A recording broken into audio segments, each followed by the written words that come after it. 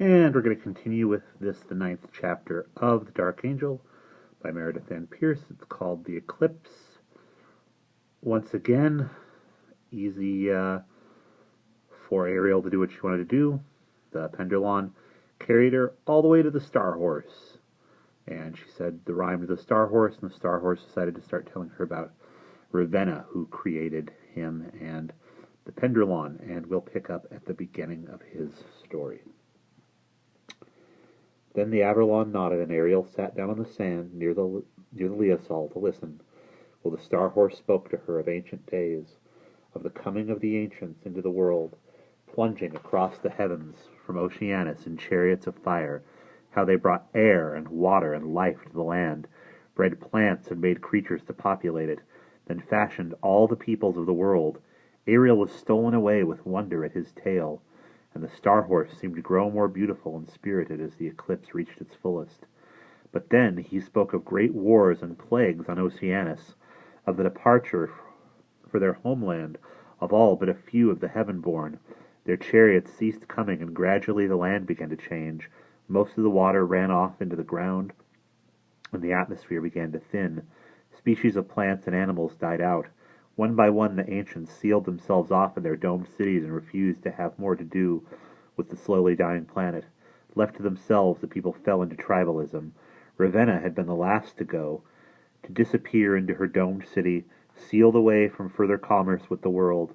But before she had gone, and she would not say why she was going, she had fashioned the wardens, more than a dozen of them, to watch over the various quarters, protecting the people and keeping the peace until such time, lost far into the infinite future, that she had promised to return.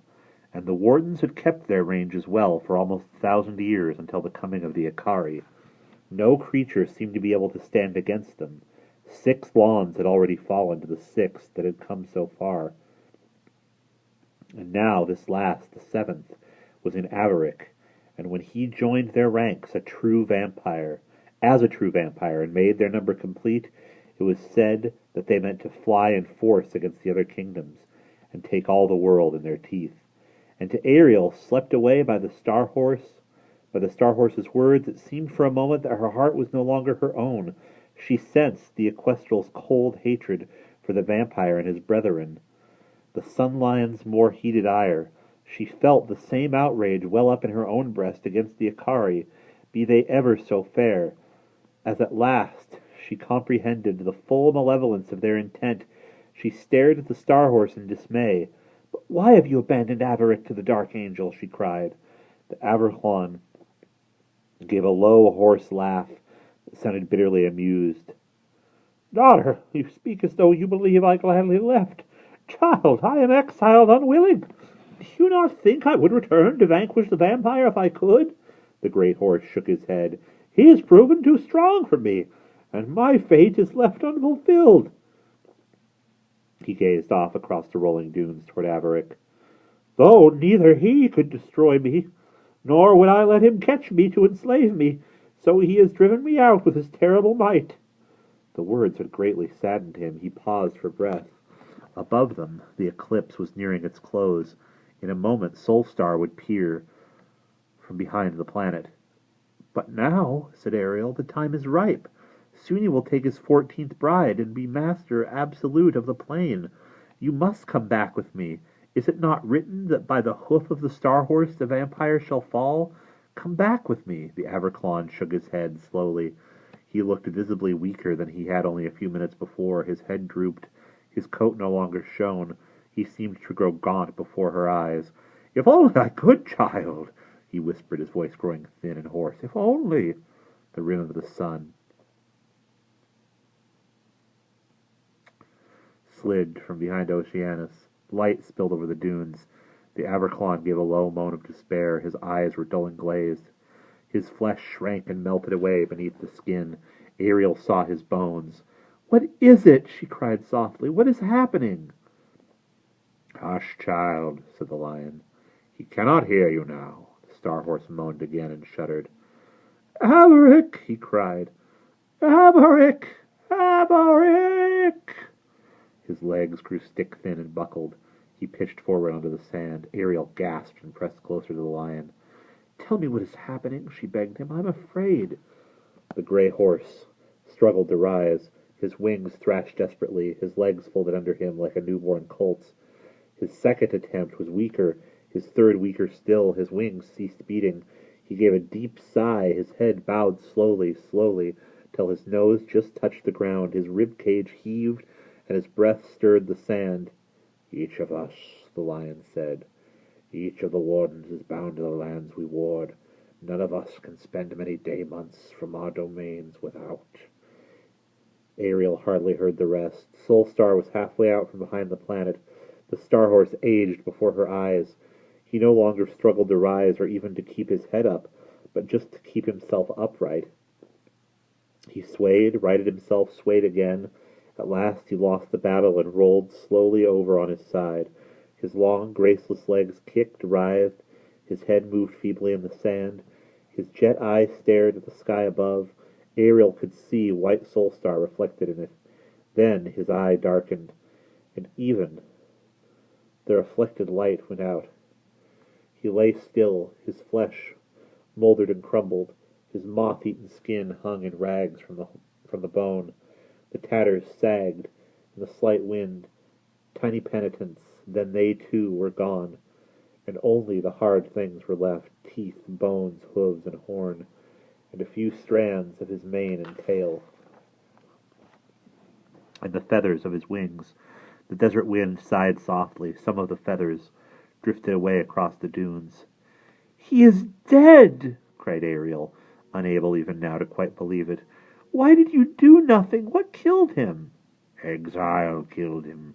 He tried many times to return to the plains. Each time the vampire drove him back at the border. He has not set hoof in Averick for 12 years. "He has been here 12 years, said Ariel. "But I thought—" The lion nodded. "It is just as I said. He has been dead 12 years. "But," began Ariel, "I saw him living."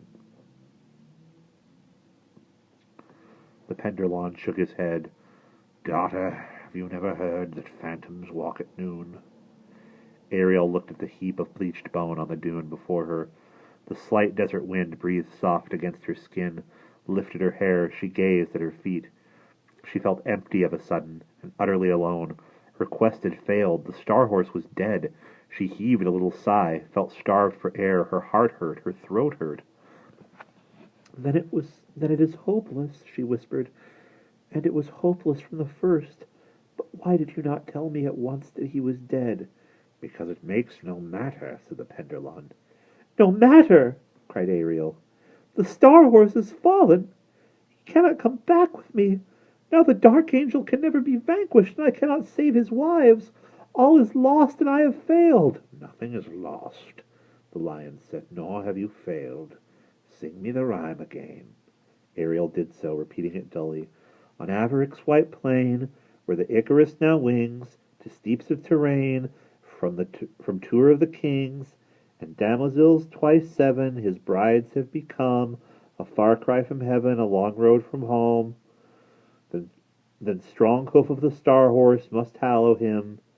She was midway through the third coupling when the Penderlawn stopped her. "There!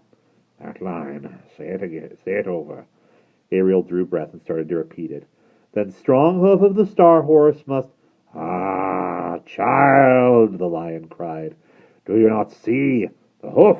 The hoof is your prize, not the Equestral himself." Ariel stared at the warden before her, and wondered if of a sudden he could have gone mad. She shook her head to clear it, tried to find her tongue again. "Penderlawn? What do you mean?" A laugh purred deep in the lion's throat. "You have but to take his hoof, daughter, and your quest is done." Surely his manner was not mad, she reflected uncertainly, though his words made no sense to her. She glanced at the skeleton of the Averclawn. Abruptly she remembered the Duro's words. "Seek after the Starhorse. He of the strong hoof, undying, bring back what you may of him, for it is by the hoof of the Starhorse that the Icarus will fall." Bring back what you may of him. At the time, she thought he must mean news. She stood a moment, indecisive. Could the little mage have meant the horse's hoof?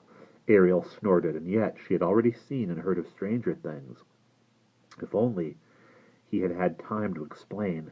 The Penderlawn sat watching her as she eyed the hooves of the skeleton. Well, there could be no harm, at least, in taking one. Still she felt uneasy. I cannot rob the dead, she told him. The dead are dead, the Liasol replied.